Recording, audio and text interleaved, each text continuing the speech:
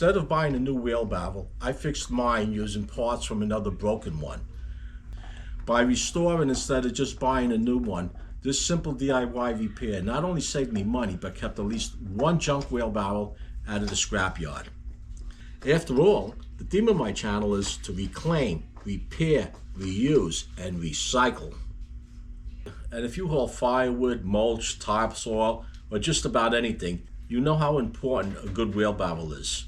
And if you do any of the above, or just like fixing things instead of buying a new, this is an easy repair you can do with basic tools. Sometimes the best way to save money is to use what you already have.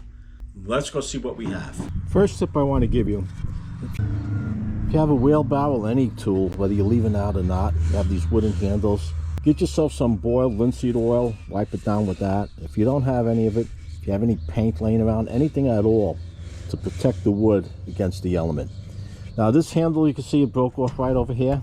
The other day I was bringing wood chips up to the chicken run, got stuck in the mud, lost my balance, the wheelbarrow tilted to one side, and it snapped right off. But I can't complain. I don't know how old this wheelbarrow is, but it was a dump pick originally. When I picked it up, it needed a wheel. This is a wheel that I got off another dump pick wheelbarrow that was completely wrecked, but it's a never flat wheel. So this wheel came from one wheelbarrow, and I had this wheelbarrow, I would say about 3, maybe 4 years, and I can't count the number of times I used it to haul wood, bring wood chips up to the chicken run, move millings for the driveway, and mulch for the garden. So all in all, I can't complain. It became a back burner issue. I always planned on changing these handles. For the last 2 years, I kept putting it off, and finally, it spoke to me.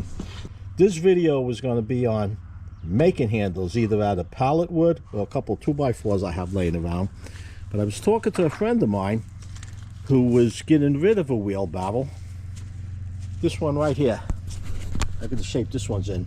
He told me this thing's about 30 years old, and he uses it mostly for moving firewood. He burns a lot of wood, but due to the damage that's in here, the wheelbarrow would twist as he would push it. He tried shoring it up with these boards over here. He even has a new wheel on it. Now these handles aren't the original handles. He told me he replaced them once before. So that's what I'm going to be taking off this wheelbarrow. I'll be using these handles and the hardware that goes with it. He wants the wheel back. This is a new wheel he just put on. And the reason for this tape is that somehow the axle slides back and forth. I have to see what's under here. So this is what we'll be doing today. Disassembling this wheelbarrow, taking the handles off, disassembling this wheelbarrow, putting those handles on. And it just so happens both of them are true temper wheelbarrows. Another thing, the wheelbarrow that we're putting the handles on is a little damaged on the inside. Similar to this, he has these big washers on it. For now, I'm going to use these washers in the other wheelbarrow, but at some point I like to cut this metal out and weld that metal in there. But this video is not a restoration of this wheelbarrow. It's just using the handles from one wheelbarrow onto the other to save a few dollars. Like I mentioned before, keep at least part of one of these wheelbarrows out of the landfill. As I mentioned earlier, this requires just a few basic hand tools. Let me show you what I'm talking about. First on the list is a ratchet wrench. And if you're using a ratchet wrench, you want a deep socket, and some of these bolts are long, so you can get it right on. In this case, these nuts require a 1/2 inch socket.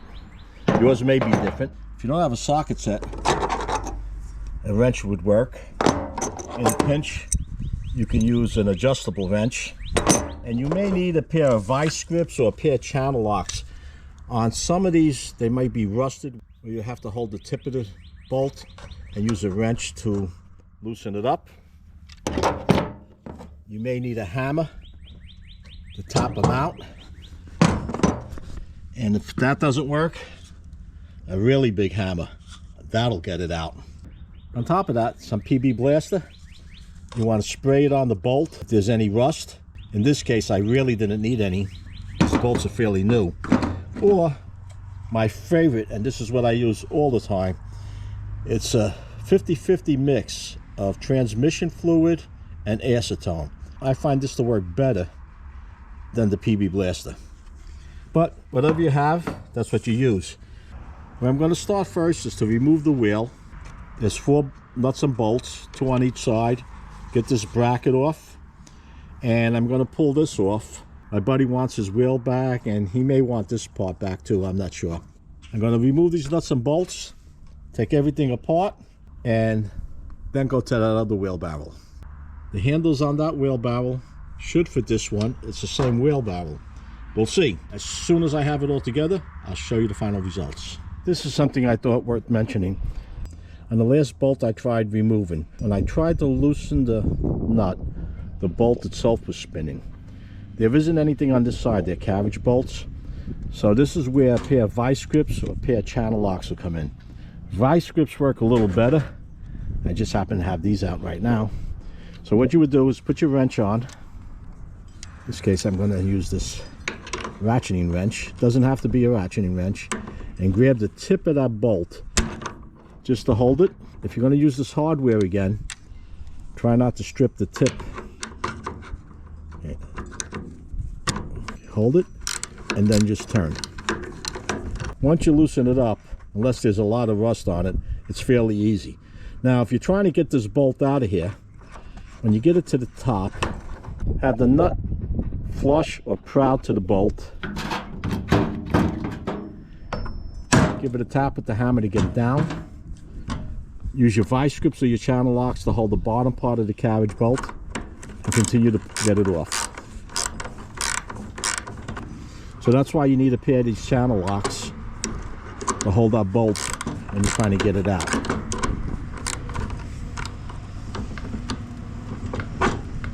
And that's it.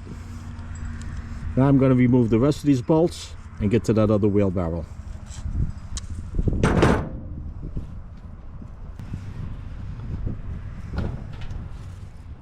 It's done. I have it all together. Everything is secure. It's solid. I even used the washers from the old wheelbarrow I put in here because I have a few weak spots up front. So we went from this, the broken handle, to this for 0 cost. It took me a half hour disassembling the 2 of these and putting it together. For a half hour of my time, I saved $70 on the handles and kept 1 of these from going into the landfill. That's a wrap. If you have any questions or comments, post them down below. If you enjoyed the video, give it a like. It does help. And for more DIY repairs, firewood tips, and money-saving projects, be sure to subscribe. Hit that Joe Z button. And not to miss my new videos as I upload them, be sure to ring the bell. Until next time, stay safe.